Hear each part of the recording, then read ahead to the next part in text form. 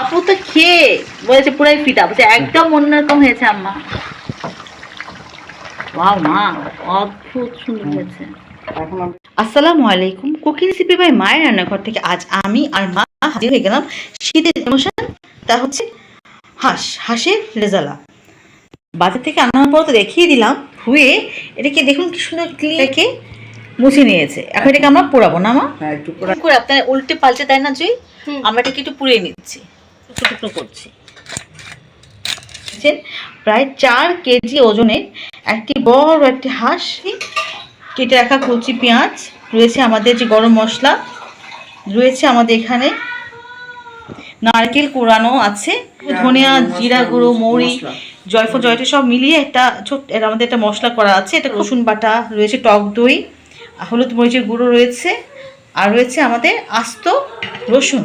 আচ্ছা মা, এই সরিষাটা কিভাবে নিয়েছি আমরা? সরিষা, কাঁচামরিচ, এখানে হচ্ছে কি আমরা মা এখানে কিন্তু সাদা আর কালো সরিষা একসাথে মিশিয়ে রেখেছিলেন, সেটাই মা এখানে বেটে নিয়েছেন এর সাথে। তারপর বাটিটা দিব নারকেল, তারপরে টমেটো, আমরা কাঁচামরিচ দিয়েছিলাম, সাথে গোলমরিচ কিন্তু আস্ত দিয়ে দিয়েছি। হ্যাঁ, গোলমরিচ আস্ত দিয়েছি। আর এটা আমরা সব একসাথে কিন্তু আমি ব্লেন্ড করব।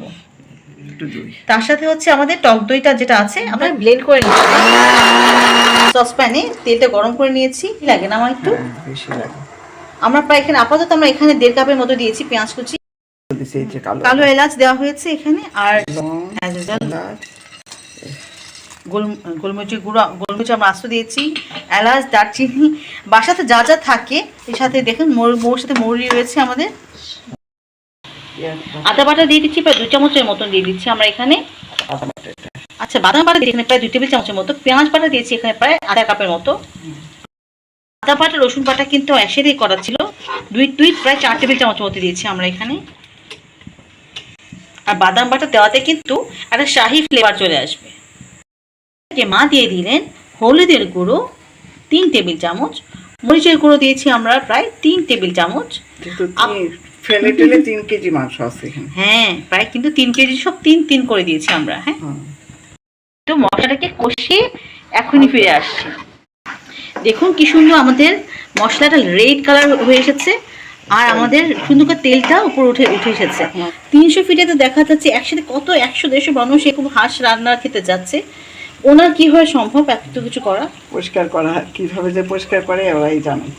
আমরা তো একটা যদি হাঁস করতে হিমশিম খেয়ে দিই। অর্থাৎ হাঁস পরিষ্কার করাটা খুবই ইম্পর্টেন্ট, তাই না মা? হ্যাঁ, পরিষ্কার পরিচ্ছন্ন।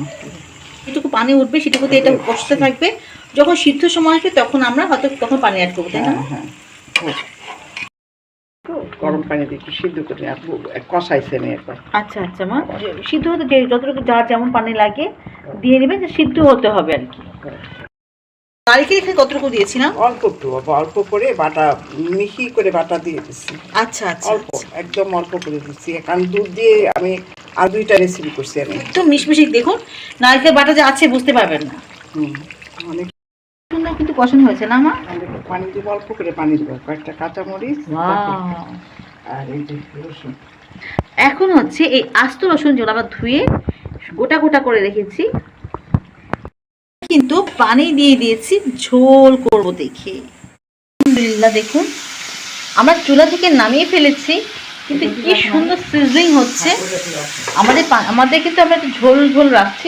এটা শীতের সময় গরম গরম ভাতের সাথে বা পিঠার সাথে যদি এরকম মজাদার হাঁসের রেজালা পাওয়া যায়, হাঁসের রেজালা, তাহলে কথাই নেই। আর আমাদের এই মজাদার রেসিপিটা আপনারা ফলো করতে পারেন, তাহলে কিন্তু আপনার বাসায় তৈরি করতে পারবেন শীতের এই মজাদার রেসিপি। শীত না, শীত গ্রীষ্মে বর্ষা, বাঙালির ঐতিহ্যগত আসলে হাঁসের রেজালা একটা ঐতিহ্যগত একটি খাবার। তাহলে আজ আমরা এই পর্যন্তই।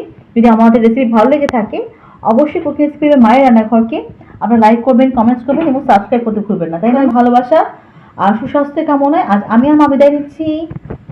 আল্লাহ হাফেজ, আসসালামু আলাইকুম।